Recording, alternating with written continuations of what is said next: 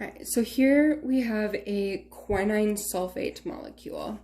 Quinine sulfate is made up of two quinine molecules and then one sulfate ion and two water molecules, and it is composed of 40 carbon atoms, 54 hydrogen, 10 oxygen, 4 nitrogen, and 1 sulfur. And for this presentation, I have made one of these quinine molecules just for a better visual representation. So here is a quinine molecule. So the Vesper geometry is a little difficult to see on here. So I've got, from our portfolio assignment, I just have all of the different geometries with different colors,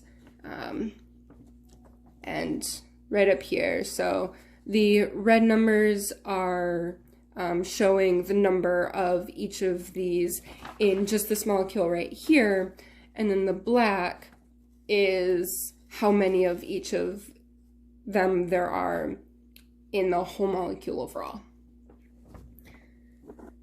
So here in this molecule, I'm showing the atoms with different colored sponges. So the blue are the carbon, we've got yellow hydrogen, the pink sponges, purple sponges here are oxygen, and then we've got two pink nitrogen. And the functional groups I'm showing using different colored toothpicks. So right here, these pink toothpicks show an ether bond. The purple make up an aromatic ring. We've got a blue alcohol right here, an orange ammonium salt, and then at the very top here, we have an alkene in green. And in this molecule right here in this model, there's only one of each type of functional group. There are more functional groups, but these are just the ones that we've covered in our GeoB class this semester. So the red and green dots on some of these sponges, some of these atoms are showing the hydrogen bonding sites. So the red dots show hydrogen bond donors. So both of these oxygens each can form two hydrogen bonds, and then this nitrogen here is able to form one. So this nitrogen up here, because it is a positively charged ion, cannot make any hydrogen bonds. But then we do also have two hydrogens that are hydrogen bond acceptors. And then these sites also show where quinine sulfate will hydrogen bond with proteins. The polar bonds are being indicated by the black stripes on the toothpicks, with the atom that contains the partial negative charge being outlined in black. So we've got a polar bond here. We've got one right here. It's a little hard to see on these blue toothpicks, but there's a polar bond here. And then we've got an ionic bond actually here. And because this is a positively charged nitrogen, I didn't outline it in black. I just put the positive sign, or the plus on the nitrogen, to show that it's positively charged.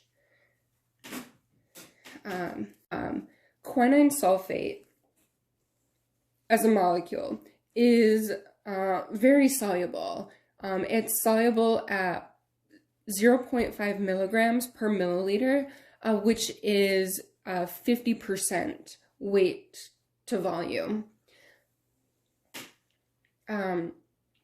The ammonium salt here, like I was saying, the ammonium salt here is an ion, and that means that it will form ionic bonds with the ionic side group of amino acids, and then all of the carbon and hydrogens that are not connected to one of these striped toothpicks, so they're not part of a polar bond,